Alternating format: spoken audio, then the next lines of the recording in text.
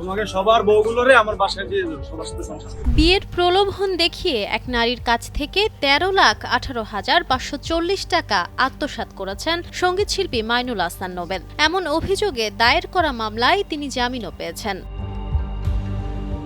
মামলার অভিযোগে বলা হয়, নোবেল অনন্যা শবনম রোজ নামের এক নারীর সঙ্গে প্রেমের সম্পর্ক তৈরি করে বিয়ের প্রলোভন দেখান। এই সম্পর্কের সুযোগ নিয়ে 2023 সালের 25শে আগস্ট থেকে 2025 সালের জুন পর্যন্ত বিভিন্ন সময় ওই নারীর কাছ থেকে মোট 13,18,540 টাকা গ্রহণ করেন এবং পরবর্তীতে তা ফেরত না দিয়ে আত্মসাৎ করেন।